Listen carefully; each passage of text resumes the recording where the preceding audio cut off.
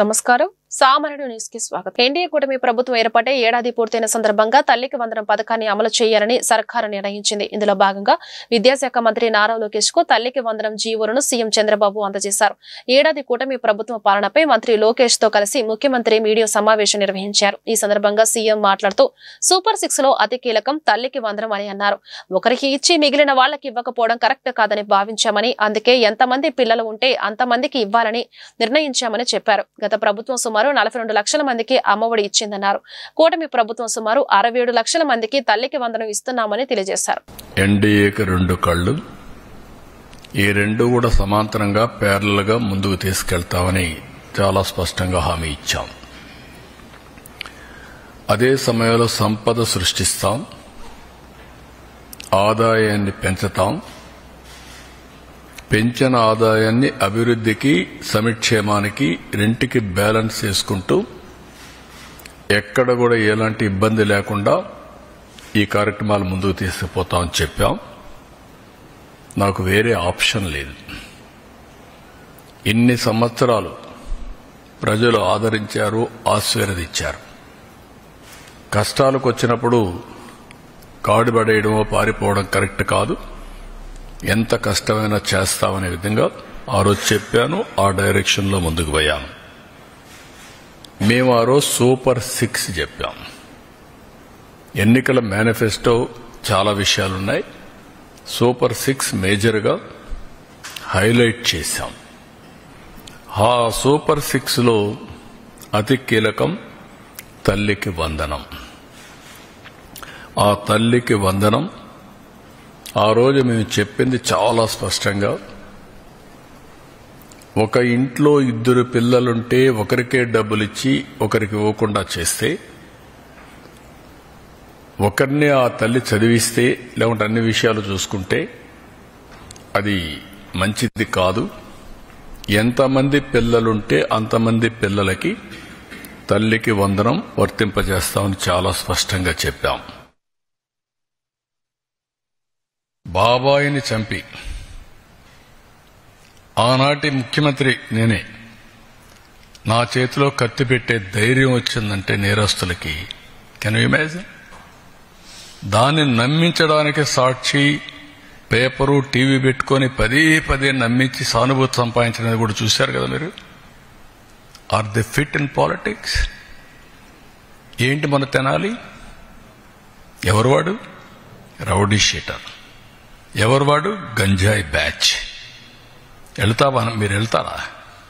ఎన్ని గుండెలుండాలి మీకు? ప్రజలు మీకు సపోర్ట్ చేయాలన్నా?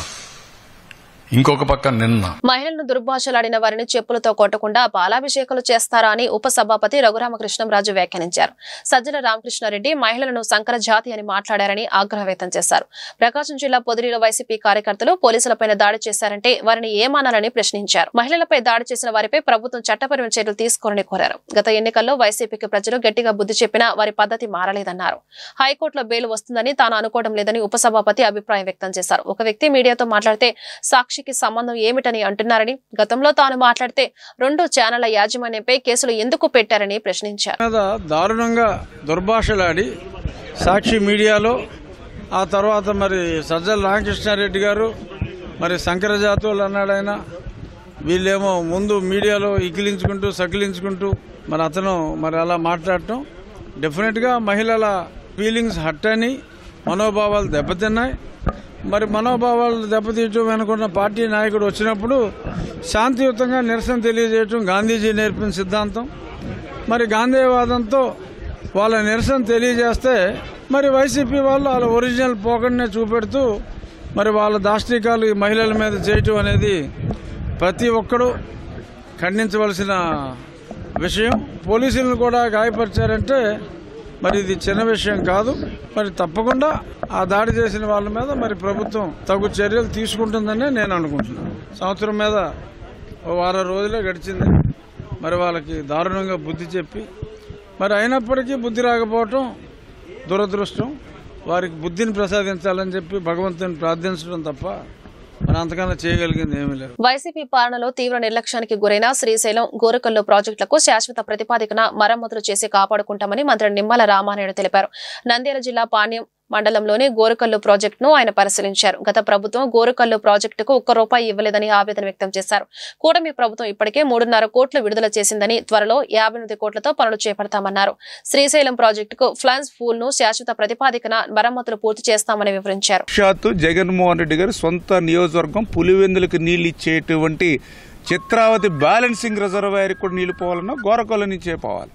గోరకల్లు రిజర్వాయర్ కనుక కొలాప్స్ అవుతే ఇంకా అవుక్కుకి నీళ్లుండవు, గండికోటకి నీళ్లుండవు, పైడిపాలెంకి నీళ్లుండవు, మరి ఏదైతే చిత్రావతికి నీళ్లుండవు, మైలవరం కూడా టోటల్గా GNSSకే ఇబ్బంది వచ్చేటువంటి పరిస్థితి ఉన్నటువంటి స్థితిలో కూడా 5 సంవత్సరాల్లో అద్దన మరి ఈ యొక్క గోరకల్లు రిజర్వాయర్కి గత ప్రభుత్వం ఖర్చు పెట్టలేదు అని అంటే రాయలసీమ పట్ల, రాయలసీమ రైతాంగం పట్ల, రాయలసీమ ప్రజల పట్ల గత ముఖ్యమంత్రి ఎంత ద్రోహం, ఎంత దగా చేశాడో అది ఒక ఉదాహరణ అనే విషయాన్ని సందర్భంగా తెలియజేసుకుంటూ, అంచేత ఇక్కడ అణువు కూడా చంద్రబాబు నాయుడు గారికి తెలుసు కాబట్టి ఇమీడియట్లీ ఆయన దృష్టిలో పెట్టి ఈ రిజర్వాయర్ను సంరక్షించుకునేటువంటి బాధ్యత కూడా మరి వెంటనే తీసుకుంటామనే విషయాన్ని కూడా ఈ సందర్భంగా తెలియజేసుకుంటున్నామని చెప్పి తెలియజేసుకుంటూ, శాశ్వతంగా శ్రీశైలం ప్రాజెక్టు ఆ రిపేర్స్ పనులు కూడా పక్కన మేము కూడా మొదలుపెట్టి అవి కూడా పూర్తి చేస్తాం. అనకాపల్లి జిల్లా పరవాడ ఫార్మాసిటీలో ప్రమాదం జరిగింది. Sai Shreyas pharmaceutical private limited లో గ్యాస్ లీక్ అయి 2 మృతి చెందారు. రసాయన వ్యర్థాల ట్రీట్మెంట్లు ఫ్లాట్ వద్ద సాల్వెంట్ ట్యాంకులు శుభ్రం చేస్తుండగా విషవాయువులు లీక్ అయ్యాయి. ఈ ప్రమాదంలో company safety manager Parimi Chandrasekhar, safety అధికారి సరగడం కుమార్ ప్రాణాలు కోల్పోయారు. రసాయన వాయువులు పీల్చడం వల్లే అపస్మారక స్థితికి వెళ్లి చనిపోయినట్లు ప్రాథమికంగా నిర్ధారించారు. మరో కార్మికుడి పరిస్థితి విషమంగా ఉండటంతో ఆసుపత్రికి తరలించి చికిత్స అందిస్తున్నారు. చంద్రశేఖర్, కుమార్ మృతదేహాలను విశాఖ KGH లోని మార్చురీకి తరలించారు. ఫార్మా కంపెనీలో కనీస భద్రతా ప్రమాణాలు పాటించకపోవడం వల్లే తరచూ ప్రమాదాలు జరుగుతున్నాయని కార్మిక సంఘాల నేతలు మండిపడుతున్నారు. ఈ ఘటనపై సమగ్ర దర్యాప్తు జరిపించి మృతుల కుటుంబాలకు ₹1 కోటి చొప్పున నష్టపరిహారం ఇవ్వాలని డిమాండ్ చేశారు. ఫార్మాసిటీలో ఈ రోజు జరిగినటువంటి ఘటనను పరిశీలించినట్లయితే 2 కార్మికులు మృతి చెందారు. ఈ మృతి చెందినటువంటి కార్మికులు ఇద్దరు కూడా బి చంద్రశేఖర్ అనేటువంటి కార్మికుడు ఒకరు, మరొకరు ఎస్ కుమార్ అనేటువంటి కార్మికులు, వీళ్ళిద్దరు కూడా మృతి చెందారు. ఒకరు హైదరాబాద్కి చెందినటువంటి వాళ్ళు, మరొకరు మునగపాక అనకాపల్లి జిల్లాలో ఉన్నటువంటి మునగపాక మండలం మునగపాక గ్రామానికి చెందినటువంటి కార్మికుడు మృతి చెందారు. అందుకని దీని మీద సమగ్రమైన దర్యాప్తు చేయాలి. SS ఫార్మాలో భద్రతా ప్రమాణాల యొక్క వైఫల్యం వలన సరైనటువంటి మాస్కులు కానీ సరైనటువంటి ప్రికాషన్స్ లేకపోవడం వల్ల సేఫ్టీ ఏదైతే సాల్వెంట్ ట్యాంక్స్ ఉన్నాయో వాటిని పరిశీలించడానికి వెళ్ళినప్పుడు ఈ ఘటన అనేటువంటి చోటు చేసుకుంది. జిల్లా అధికారి యంత్రాంగం వెంటనే దీని మీద సమగ్రమైన దర్యాప్తు చేయాలని, అలాగే మృతి చెందిన కార్మికులు ఇద్దరికీ కూడా ₹1 కోటి ఒక్కొక్కరికి నష్టపరిహారం చెల్లించాలని, మరో కార్మికుడు తీవ్రమైనటువంటి అస్వస్థతకు గురై ఆసుపత్రిలో చికిత్స పొందుతా ఉన్నాడు. ఆయనకి మెరుగైన వైద్య సేవలు అందించి ఆయన్ని కాపాడాలనేసి pharma city staff and workers union CITU demand చేస్తాం. వైసీపీ 5 ఏళ్ల పాలనలో ఆర్థిక అరాచకం, రాష్ట్రాన్ని ముంచేసిన అప్పులు, అస్తవ్యస్తంగా మారిన వ్యవస్థలు, వీటిని చక్కదిద్దే బాధ్యతను తలకెత్తుకుంటూనే సంక్షేమ పథకాలకు కూటమి ప్రభుత్వం ప్రాధాన్యత ఇస్తోంది. విధ్వంసం నుంచి వికాసం దిశగా రాష్ట్ర అభివృద్ధి పరుగులు పెడుతోంది. కూటమి ఏడాది పాలనను పురస్కరించుకుని విజయనగరం జిల్లా వ్యాప్తంగా శంకుస్థాపనలు, ప్రారంభోత్సవాల పేరిట సంబరాలు జరిగాయి.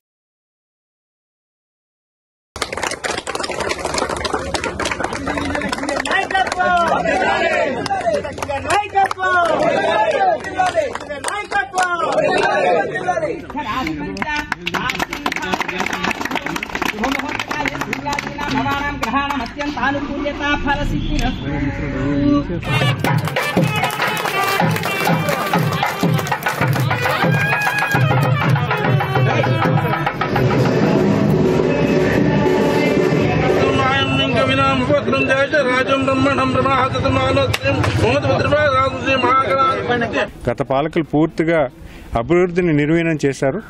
ఈరోజు ప్రభుత్వం వచ్చిన వెంటనే ప్రతి అభివృద్ధి కార్యక్రమాన్ని, ప్రతి లైన్ డిపార్ట్మెంట్ ఏవైతే డిపార్ట్మెంట్స్ ఉన్నాయో అన్ని డిపార్ట్మెంట్స్కి ఫండ్స్ చేకూరుస్తూ వాటిని మళ్ళీ పునఃప్రారంభించే దశగా ఈరోజు మనం చేస్తున్నాం. ఈరోజు గ్రామీణ ప్రాంతంలో కూడా ప్రతి పంచాయతీ ప్రెసిడెంట్కి కూడా ఈరోజు ఫండ్స్ ఇవ్వడం జరుగుతుంది. గతంలో ఫండ్స్ వేసినట్టే వేసి ఫండ్స్ని తీసేసి వాళ్ళు వేరే పవర్ బిల్ పే చేయడమో వేరే అవసరాలు దాన్ని వినియోగించేవారు.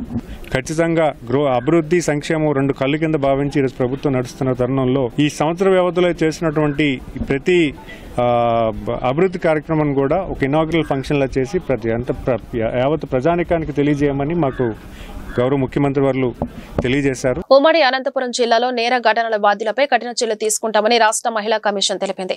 పేదరికం, ఇతర సమస్యలను అదునుగా చేసుకుని కొందరు అత్యాచారాలకు పాల్పడుతున్నారని రాష్ట్ర మహిళా కమిషన్ చైర్పర్సన్ శైలజ అన్నారు. ఓ యువతిని రాయితో కొట్టి దారుణంగా చంపారని, ఆ కేసులో నిందితుడిని పోలీసులు అరెస్టు చేసినట్లు శైలజ చెప్పారు. సత్యసాయి జిల్లాలో ఓ బాలికను కొందరు యువకులు బ్లాక్మెయిల్ చేసి అత్యాచారం చేశారని తెలిపారు. బాధితులు ఎవరైనా ఉంటే వన్ స్టాప్ సెంటర్ ను ఆశ్రయించారని సూచించారు. FIR I think 4th file చేశారు. ఆ డీటెయిల్స్ కూడా మాకు ఇచ్చారు. 3 రోజుల తర్వాత ఒక 7 కనపడిందని చెప్పటం, ఏదైతే కంప్లైంట్ ఇచ్చారో బాలు అనే అతని మీద అతన్ని ఇన్వెస్టిగేషన్ ఫాలో అప్ చేశారు. కానీ ఏదైతే బాడీ దొరికిందో దాన్ని ప్రాపర్ గా ఆ ఇన్ఫర్మేషన్ అంతా పై అధికారులు ఇవ్వలేదు. ఏదో పెట్రోల్ బోస్తాలు పెట్టేశారు. ఇదంతా కూడా న్యూస్ లో వచ్చినట్టుంది. ఆ అమ్మాయి నాకు తెలిసి 3rd వెళ్ళిపోయింది కాబట్టి పోస్ట్ మార్టం రిపోర్ట్ ప్రకారం 7th దొరికింది. పోస్ట్ మార్టం చేశాక 3-4 డేస్ అయి ఉంటుంది incident జరిగంటే approximately 4th or 5th అయి ఉంటుంది ఇన్సిడెంట్. సో హెడ్ ఇంజరీ అయ్యి ఆ బ్లడ్ అంతా బయటకు వచ్చి అది 3-4 డేస్ అంటే అది కలర్ మారుతూ ఉంటుంది కదా, అంతా నల్లగా అయిపోయి కరెక్ట్ గా వాళ్ళు దగ్గరికి వెళ్ళి చూడకుండా ఏదో ఇలా చేసేసని ఇవ్వటం వల్ల ఆ రిపోర్ట్ వల్ల ఐ థింక్ ఆయన మీద యాక్షన్ తీసుకున్నారు. పోలీసుల ప్రకారం వాళ్ళు ఎఫ్ఐఆర్ కాపీ 4th రిజిస్టర్ చేశారు.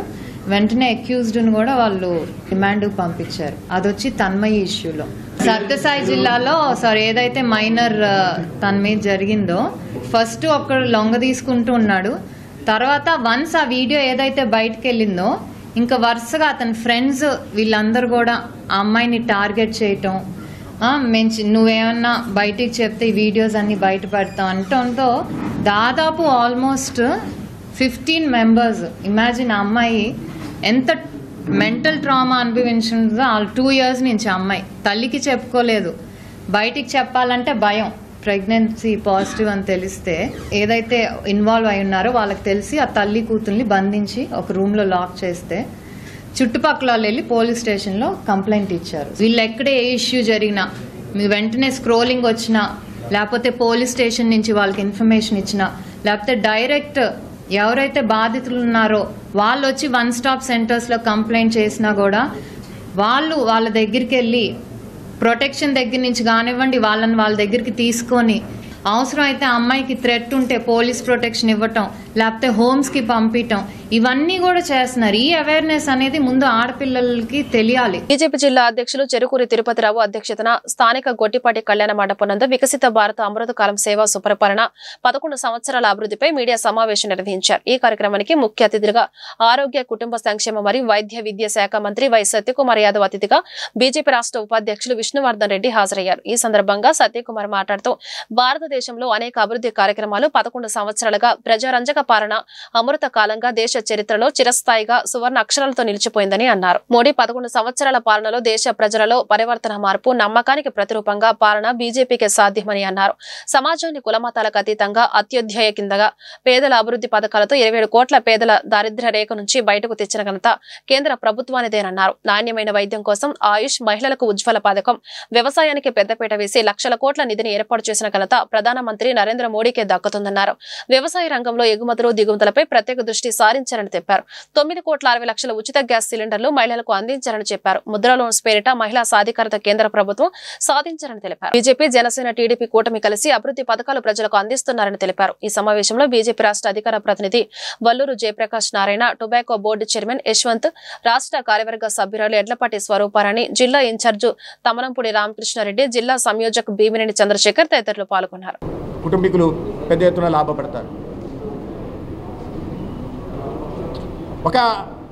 ముఖ్యంగా అన్నిటికన్నా ప్రజల్లో నమ్మకం కలగడానికి ప్రధాన కారణం ఏంటంటే నరేంద్ర మోడీ గారు ప్రధానమంత్రిగా బాధ్యతలు చేపట్టడానికి ముందు ఈ దేశంలో ఒక నిస్తేజం, నైరాశ్యం నెలకొని ఉంటే పాలన పట్ల ఒక నమ్మకాన్ని, నాయకత్వం పట్ల ఒక విశ్వాసాన్ని ప్రజల్లో నరేంద్ర మోడీ గారు నింపగలిగారు.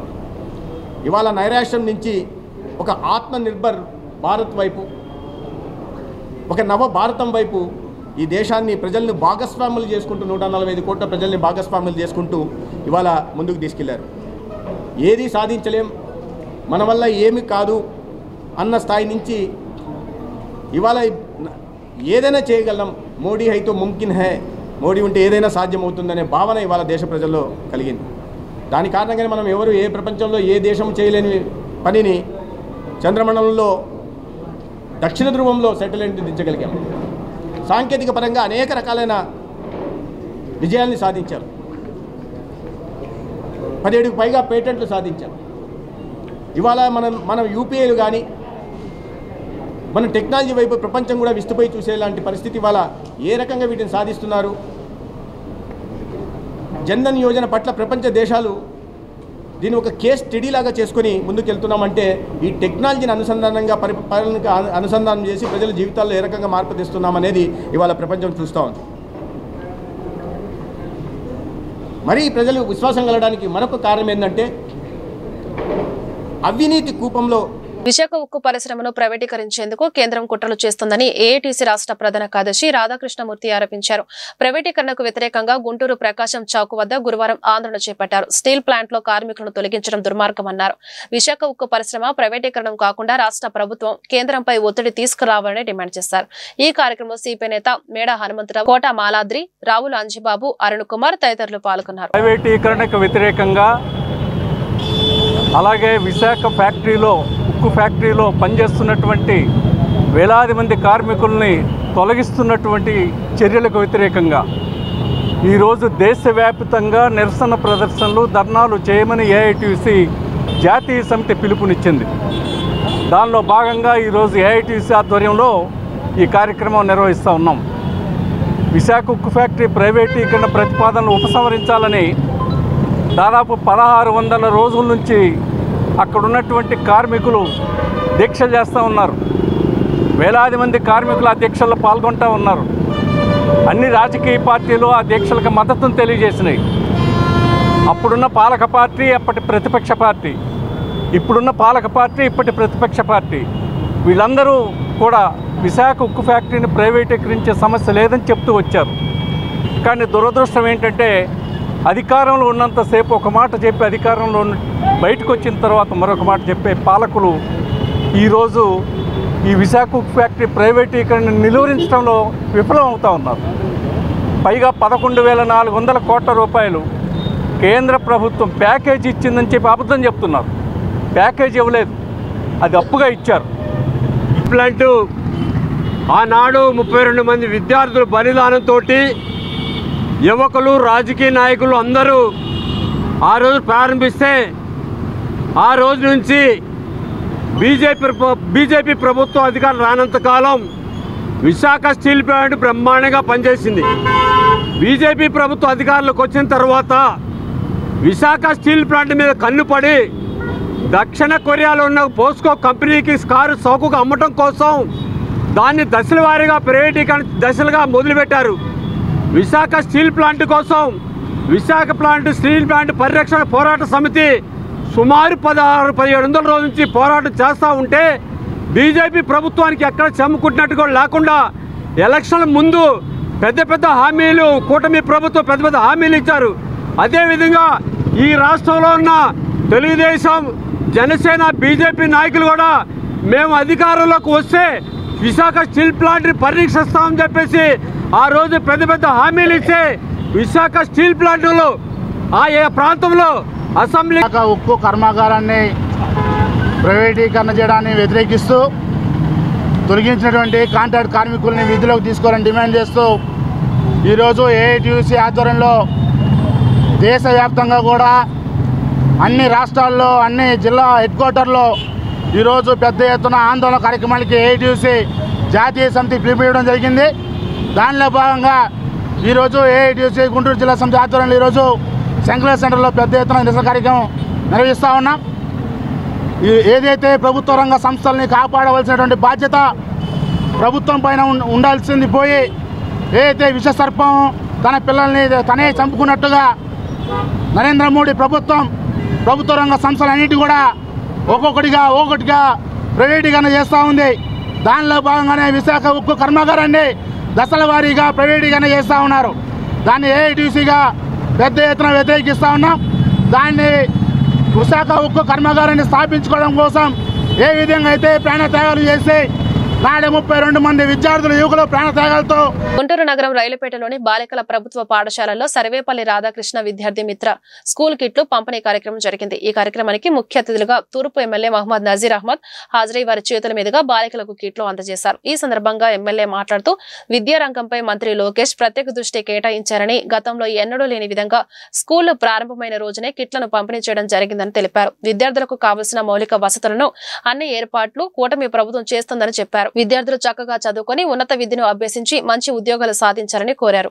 ఈ కార్యక్రమంలో స్థానిక corporator Poturaju Samatha, school HM Pramilarani, ఎంఈఓలు కుదుస్, జ్యోతి, కిరణ్ పాల్గొన్నారు. విద్య ప్రతి ఒక్కరి హక్కుగా భావించేటువంటి ప్రభుత్వం విద్యా సంవత్సరం మొదటి రోజునే డాక్టర్ సర్వేపల్లి రాధాకృష్ణన్ గారి పేరుతో వాళ్ళకి ఇచ్చేటువంటి విద్యా కిట్లను ఈరోజే మొదటి రోజు 12వ తారీఖునే పిల్లలకి స్కూల్స్లో ఏర్పాటు చేయడం జరిగింది. ముఖ్యంగా రాష్ట్రంలో ఉన్నటువంటి 35 లక్షల మంది పిల్లలకి దాదాపు 1000 కోట్ల రూపాయలతో ఒక్కొక్క కిట్ 2500 రూపాయలు విలువ కలిగేటువంటి కిట్లో పుస్తకాలు, నోట్బుక్స్తో పాటు text books, bag, socks, shoes, belt, ఈ యూనిఫామ్స్ 3 యూనిఫామ్స్తో ఒక కిట్ని ఏర్పాటు చేసి మొదటి రోజునే ఇవ్వడం అనేది ఒక హిస్టారికల్ ఇది. ఎందుకంటే గత ప్రభుత్వంలో మనందరం కూడా చూసాం, విద్యా సంవత్సరం మొదలైన తర్వాత దాదాపు 2 నెలల వరకు కూడా విద్యా కిట్లను కూడా పంపిణీ చేయనటువంటి దౌర్భాగ్య పరిస్థితిలో గత ప్రభుత్వం అంటే మొదటి రోజునే రాష్ట్ర వ్యాప్తంగా 35 లక్షల మందికి వారికి సంబంధించినటువంటి కిట్లను అందించేటువంటి ఒక మహత్తరమైనటువంటి కార్యక్రమం. అంతేకాకుండా మధ్యాహ్న భోజనంలో క్వాలిటీ రైస్తో చెప్పినటువంటి మాట ప్రకారం క్వాలిటీ రైస్తో విద్యార్థులకు ఎక్కడా కూడా ఇబ్బంది కలిగించేటువంటి పరిస్థితి లేకుండా క్వాలిటీ రైస్ని ఇప్పటికే స్కూల్స్లో చేర్పించడం జరిగింది. ఒక పక్కన ఈ రెండు కాకుండా ముఖ్యంగా ఏదైతే సూపర్ 6లో వాగ్దానం చేసినటువంటి పరిస్థితులు వాగ్దానం చేసేటువంటి విధంగా 15,000 రూపాయలు తల్లికి వందనం కార్యక్రమం పేరుతో ఈరోజు రాష్ట్రంలో ఉన్నటువంటి 65 లక్షల మంది పిల్లలకి ఇంట్లో ఎంతమంది పిల్లలు ఉన్నారు, ఎంతమంది చదువుతున్నారు అనేటువంటి పరిస్థితి కాకుండా చదువుతున్నటువంటి ప్రతి ఒక్క పిల్లవాడికి కూడా తల్లికి వందనం పేరుతో ఈరోజు 15,000 రూపాయలు వాళ్ళ ఖాతాలో జమ చేయడం జరిగింది. ఇంత ఆలోచనతో విద్యా వ్యాప్తి కోసం ప్రయత్నిస్తున్నటువంటి నారా లోకేష్ గారికి రాష్ట్రంలో ఉన్నటువంటి ప్రతి ఒక్క విద్యార్థి తల్లిదండ్రులు ఆయనకు ఎంతో గర్వంగా ఆయన మంత్రిగా ఉన్నటువంటి నారా లోకేష్ గారిని అభినందిస్తూ ఉన్నారు. తప్పకుండా ఈ రాష్ట్రంలో ఏదైతే అక్షర జ్ఞానం కూడా ఒక ముందు వరుసలో ఉండాలని చెప్పి మనస్ఫూర్తిగా కోరుకుంటూ ఇంత చక్కటి కార్యక్రమాన్ని పూర్తి స్థాయిలో గుంటూరు నగరంలో ప్రతి ఒక్క స్కూల్లో కూడా విద్యా కిట్లను అలాగే మిడ్ డే మీల్స్ని అలాగే తల్లికి వందనం పూర్తిగా ఎన్రోల్ చేసి అందించేటువంటి కార్యక్రమం తీసుకున్నటువంటి విద్యాశాఖ అధికారులకు ముఖ్యంగా కూటమి ప్రభుత్వం ఏర్పడి నేటికి సంవత్సర కాలం పూర్తి చేసుకున్న సందర్భంగా 54వ డివిజన్లోని శివనాగరాజు కాలనీ 4వ లైన్ మెయిన్ రోడ్ లో అధ్యక్షులు ఎర్రగుట్ల ఆనంద్ ఆధ్వర్యంలో కేక్ కట్ చేశారు. ఈ సందర్భంగా సన్నిధి శ్రీనివాసరావు మాట్లాడుతూ ప్రధానమంత్రి నరేంద్ర మోడీ, ముఖ్యమంత్రి నారా చంద్రబాబు నాయుడు, ఉప ముఖ్యమంత్రి పవన్ కళ్యాణ్, ఎంపీ పెమ్మసాని చంద్రశేఖర్, ఎమ్మెల్యే మహమ్మద్ నజీర్లకు శుభాకాంక్షలు తెలియజేస్తున్నారని అన్నారు. కూటమి ప్రభుత్వం ఏర్పడిన తర్వాత గుంటూరు నగరం మరింత అభివృద్ధి చెందిందని చెప్పారు. ఎన్నికల ముందు ఇచ్చిన ప్రతి హామీని కూటమి ప్రభుత్వం నెరవేరుస్తున్నందుకు సంతోషంగా ఉందని అన్నారు. మిగిలిన 4 సంవత్సరాల కాలంలో కూడా గుంటూరు నగరం మరింత అభివృద్ధి చెందుతోందని ఆకాంక్షిస్తున్నారని తెలిపారు. ఈ కార్యక్రమంలో గుంటూరు తూర్పు నియోజకవర్గంలోని 54 division ward cluster incharge Golla Prabhakar, అధ్యక్షులు Erragutla Anand, Kommu Kiran, unit incharge Gunti Narasimharao, senior నాయకులు బండ్లమూడి రాణి, పెదకూరుపాడు డాక్టర్ సెల్ అధ్యక్షులు మాదర్ వలి, కూటమి నాయకులు, కార్యకర్తలు, అభిమానులు పాల్గొన్నారు. కాలంగా జరుగుతున్న కూటమి ప్రభుత్వం యొక్క పరిపాలన ఎంత బాగుందో అందరూ చూస్తూ ఉన్నారు. రోడ్లు, మరి భవనాలు, కావాల్సినవన్నీ ప్రతిదీ కూడాను మాకు కావాల్సినవన్నీ కూడా సౌకర్యాలు కలిగించే మా రాష్ట్ర నాయకులైనటువంటి శ్రీ నారా చంద్రబాబు నాయుడు గారు చేస్తున్న పనులన్నీ కూడా బాగా జరిగి అందరికీ కూడా పనులు, కార్మికులందరూ కూడా పనులు చేస్తున్నారు. వారందరికీ ఇంతకుముందు పనులు లేక ఇబ్బంది పడుచు నానా అవస్థలు పడ్డారు ఇళ్లల్లో ఉండి. ఇప్పుడు ప్రతి ఒక్కరు కూడా పనులు చేసుకుంటూ ఒక్కరు కూడా ఇంటి దగ్గర లేకుండా వారి పనుల్లో వారు నిమగ్నమై బాగా సంపాదించుకొని గౌరవంగా మర్యాదగా బ్రతుకుటకు వారు ఇచ్చిన ఈ పనులను బట్టి మేమంతా సంతోషిస్తున్నాము. పేరు సన్నిధి శ్రీనివాసరావు అండి. మా 54వ డివిజను మా గోళ్ళ ప్రభాకర్ గారి ఆధ్వర్యంలో ఈ యొక్క సంవత్సరాన్ని పూర్తి చేసుకున్నటువంటి కూటమి ప్రభుత్వానికి శుభాకాంక్షలు తెలియజేస్తూ పవన్ కళ్యాణ్ గారికి, అదేవిధంగా నారా చంద్రబాబు నాయుడు గారికి, అదేవిధంగా ప్రధానమంత్రి మోడీ గారికి మా యొక్క హృదయపూర్వక ధన్యవాదాలు తెలియజేస్తూ ఈ 54వ వార్డులో గతంలో ఉన్నటువంటి పనులు అన్నీ పడకన పడిపోయి ఉన్నాయి. ఈ రోజున మా ప్రభుత్వం వచ్చిన తర్వాత వాటినన్నింటిని బయటికి వెలికి తీసి ఒక్కొక్క పనిగా ఒక్కొక్కటిగా నిదానంగా చేస్తూ ప్రతి ఒక్కరికి జీవనోపాధి కలిగిస్తూ ఇక్కడ ఉన్నటువంటి సమస్యలను పరిష్కరిస్తూ ముందుకు పోతామని చెప్పని మా యొక్క ఇన్ఛార్జ్ అయినటువంటి మా గోళ్ళ ప్రభాకర్ గారి సాక్షిగా అలాగే మా ఎమ్మెల్యే నజీర్ గారి సాక్షిగా మేమందరం కూడా ముందుకు పోతామని తెలియజేస్తాం. అమరావతి రాజధానిలోని మహిళలను కించపరిచే విధంగా మాట్లాడిన సీనియర్ జర్నలిస్టు కృష్ణంరాజును శ్రీకాకుళం జిల్లాలో అదుపులోకి తీసుకున్న పోలీసులు. గుంటూరు జీజీహెచ్ల వైద్య పరీక్షల అనంతరం మంగళగిరి కోర్టులో హాజరుపరిచిన పోలీసులు. ఇరువైపుల న్యాయవాదుల వాదనలు విన్న పిమ్మట న్యాయమూర్తి 14 రోజుల పాటు రిమాండ్ విధించింది. ఈ నెల 20వ తేదీ వరకు రిమాండ్ విధిస్తూ మంగళగిరి కోర్టు ఉత్తర్వులు జారీ చేశారు. అనంతరం గుంటూరు జిల్లా జైలుకు కృష్ణంరాజును పోలీసులు వాహనంలో తరలించిన పోలీసులు. ఈ కేసులో ఇప్పటికే రిమాండ్ లో ఉన్న మరో సీనియర్ జర్నలిస్ట్ కొమ్మినేని శ్రీనివాసరావు. కూటమి ప్రభుత్వం ఏర్పడి సంవత్సరమైన సందర్భంగా తూర్పు ఎమ్మెల్యే మహమ్మద్ నజీర్ ఆధ్వర్యంలో పొన్నూరు రోడ్లోని తెలుగుదేశం పార్టీ కార్యాలయంలో కేక్ కట్ చేసి శుభాకాంక్షలు తెలియజేశారు. ఈ సందర్భంగా ఆయన మీడియాతో మాట్లాడుతూ కూటమి ప్రభుత్వం ఏర్పడి 1 సంవత్సరం పూర్తి చేసుకోవడం చాలా సంతోషంగా ఉందన్నారు. గత వైసీపీ పాలనలో రాష్ట్ర ప్రజలు చాలా ఇబ్బందులు పడ్డారని, కూటమి ప్రభుత్వం వచ్చిన తర్వాత ఆనందంగా ఉన్నారని తెలిపారు. ఎన్నికల ముందు ఏమైతే ప్రజలకు హామీలు ఇచ్చామో ఒక్కొక్కటి నెరవేర్చుతున్నామని అన్నారు. నేడు అమ్మకు వందనం పథకం ద్వారా పిల్లల తల్లిదండ్రుల ఖాతాలలో డబ్బులు జమ చేశామని చెప్పారు. ఆర్థికంగా ఎంత ఇబ్బంది ఉన్నా ప్రజలకు ఇచ్చిన ప్రతి హామీని ముఖ్యమంత్రి చంద్రబాబు నాయుడు నెరవేర్చుతారని అన్నారు. కూటమి చేస్తున్న మంచి పనులను నాయకులు, కార్యకర్తలు ప్రజల్లోకి తీసుకెళ్లాలని కోరారు.